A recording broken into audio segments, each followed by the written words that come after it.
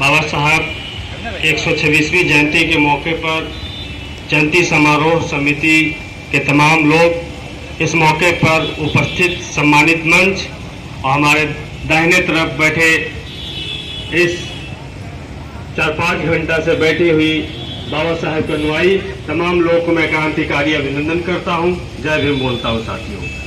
साथियों, बाबा साहब की तमाम बातें सामने आ रही है खुलकर, और अब बाबा साहब का इतिहास कितने भी छिपाने की कोशिश की जाए वो छिप नहीं रहा है। अब तमाम लोगों के पास में बाबा साहब के इतिहास, बाबा साहब का संघर्ष, बाबा साहब की कहानियां पहुंच रही साथियों। लेकिन जो सबसे जो अहम चीज है वो है जो बाबा साहब ने 1931 में जो अपने प्रयास से जो भारत में जो जातीय व्यवस्था जो कायम था, उस व्यवस्था में ब्रिटिश सरकार से लड़ करके जो जातीय जनगणना कराई थी, और जिस जातीय जनगणना के आधार पे जब उनको संविधान लिखने का जब अवसर मिला, तो उसी जाति को आधार मान करके जो पूना पैक्ट में जो रिजर्वेशन की बात की जा रही है, तो उसी के तहत, उस समझौता के तहत जो रिजर्वेशन मिला था 1931 में, अनुसूचित जाति की आबादी 15%, अनुसूचित जनजाति की आबादी 7.5% थी। तो वही 1949 में जब संविधान जब लिखा है, 1952 में जब शपथ किए, तो संवैधानिक रूप से 26 जनवरी 1950 को जब संविधान सौंपे, तो संवैधानिक रूप से उसकी वर्णन किया गया। पूरे भारत में अनुसूचित जाति को 15%, अनुसूचित जनजाति को 7.5% रिजर्वेशन मिलेगा।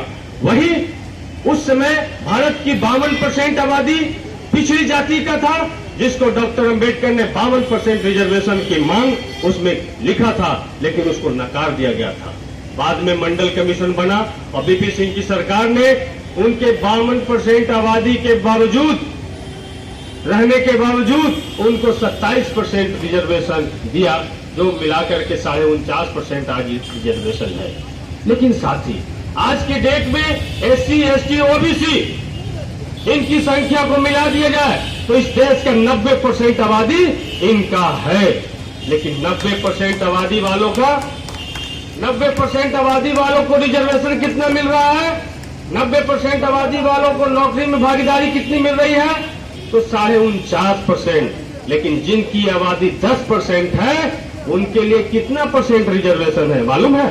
50.5% सीट रिजर्व है मात्र 10% लोगों वालों के लिए। तो साथियों, इस व्यवस्था को पलटना होगा। जो बाबा साहब ने जो वोट का अधिकार देकर के समानता लाई, लेकिन जब तक रिजर्वेशन आबादी के अनुरूप नहीं होगा, तब तक हमारा विकास सही मायनों में नहीं होगा साथियों। तो हम आपको सरल भाषा में समझाना चाहते हैं रिजर्वेशन की पॉलिसी को, कि 100 लोग हैं और 100 लोग में 90 लोग एक तरफ बैठिए और 10 लोग एक तरफ बैठिए। 10 लोग को खाने के लिए 50.5 रोटी और 90 लोग को खाने के लिए 49.5 रोटी। जो 49.5 रोटी मिल रहा है, अगर 50-50 भी मान ले, तो जो 90 लोग को खाने के लिए 50 रोटी दिया गया साथी, तो एक आदमी कितना रोटी खाएगा? आधा रोटी खाएगा। और जो 10 आदमी जो बैठे हैं, जिनको 50 रोटी दिया गया है, वो कितना रोटी खाएगा? एक आदमी 5 रोटी खाएगा।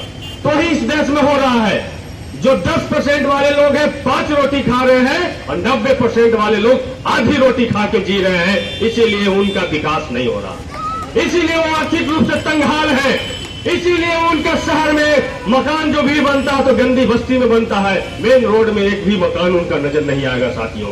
उनके घर पे बड़ी बड़ी गाड़ियां नजर नहीं आएगा।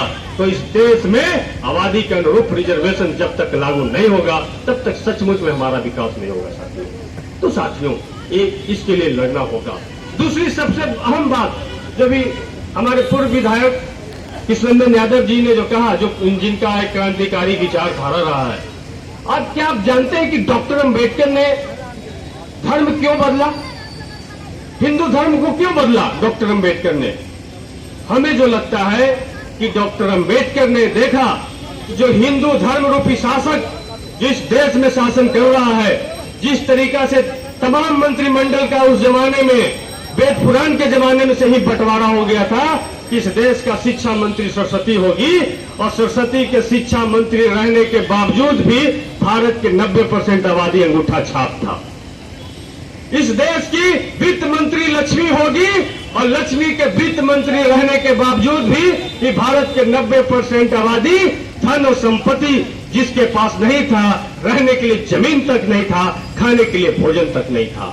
इस देश का जो भवन निर्माण मंत्री हमारे विश्वकर्मा बाबा थे, उसके बावजूद भी 90% आबादियों का मकान फूस का था या तंबू का था, और आज भी उन्हीं के लिए इंदिरा आवास बनाने की आवश्यकता महसूस हो रही है। साथियों, तो ये जो मंत्रिमंडल का जो बंटवारा था, इस सरकार ने बहुसंख्यक समाज का शोषण किया था, इसलिए ऐसे सरकार को बदलना जनता की दायित्व था।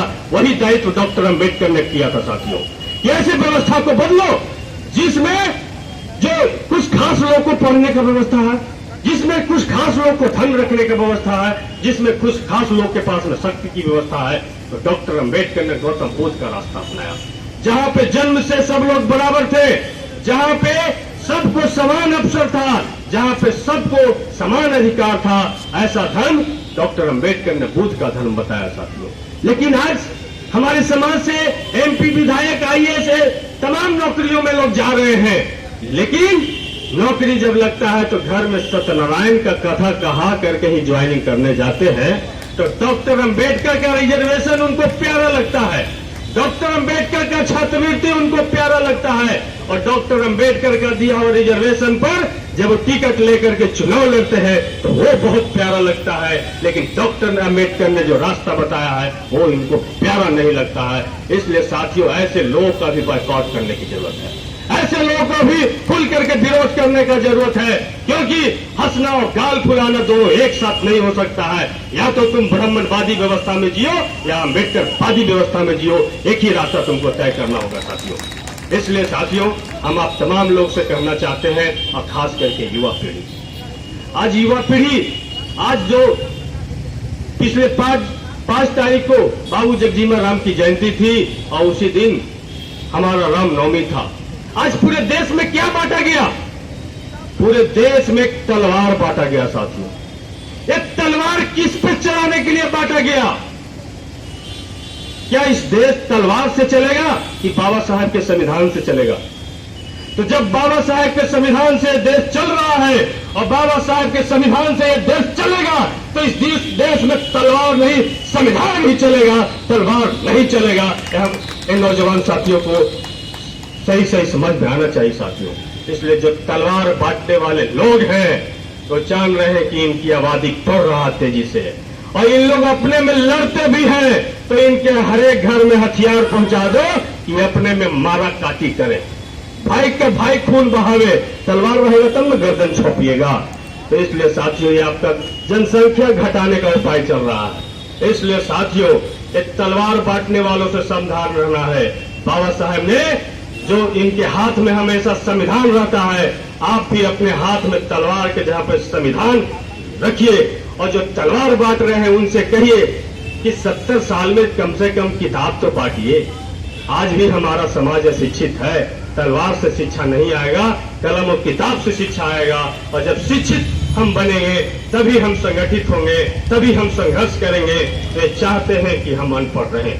बाबा साहब ने वोट का अधिकार देकर के एक मन ब्राह्मण और 2 उनका वोट को बराबर किया, लेकिन अब इस देश में आवश्यकता है साथियों कि इक्वल एजुकेशन सिस्टम लागू हो। ये बाबा साहब ने मांग किया था, इस भारत में एकल एजुकेशन सिस्टम प्रणाली लागू हो। आज क्या हो रहा है? आज पैसे वाले के बच्चे कॉन्वेंट स्कूल में पढ़ रहे हैं। आज पहला दिन से ही सी मतलब कंप्यूटर और एल मतलब लैपटॉप पढ़ता है साथी। और हमारा बाल बच्चा किसी तरीका से मैट्रिक पास होता है तब जानता है कि लैपटॉप और कंप्यूटर क्या चीज होता है। तो 2 तरह का भारत बनाने की कोशिश की जा रही है, एक खुशहाल भारत, एक तड़पता भारत। तो साथियों, हम तड़पता भारत के लोग को संगठित होना पड़ेगा, और एक खुशहाल जो मुट्ठी भर लोग जो चाहते हैं कि हम अनपढ़ रहे, अशिक्षित रहे, हमें एकल एजुकेशन सिस्टम के लिए लड़ना पड़ेगा। जब राष्ट्रपति का बेटा और भंगी का संतान सबका शिक्षा एक समान इस देश में लागू हो जाएगा, हम कहते हैं रिजर्वेशन तुम ले लो। बाबा साहब बरामदा में पढ़ करके जब दुनिया में सबसे बड़ा विद्वान बन सकते हैं तो हमें भी समान शिक्षा लागू करो। हम अगली जाति के बच्चों से ज्यादा नंबर हम ला के दिखा देंगे। हमारे बच्चों का मानसिक स्थिति इतना मजबूत है कि अभाव में भी पढ़ करके जब इतना नंबर लाते हैं तो उनको सुविधा मिलेगा तो देश और दुनिया में वो अव्वल नंबर लाएंगे। इसलिए साथियों, इक्वल एजुकेशन सिस्टम इस समय की मांग है, इसके लिए हमको लड़ना पड़ेगा। इन्हीं चंद बातों के साथ हम अपनी बात को समाप्त करते हैं कि तपाते लौह को जब पीठ से तलवार बनता है, रगड़ते पत्थरों पे तब कहीं जाधार बनता है, और तीसना की लौ में जब वेदना उबाल लेती है, गगन को भेदने वाला बाबा साहब जैसा ललकार बनता है, ललकार बनता है। इनकलाब जिंदाबाद।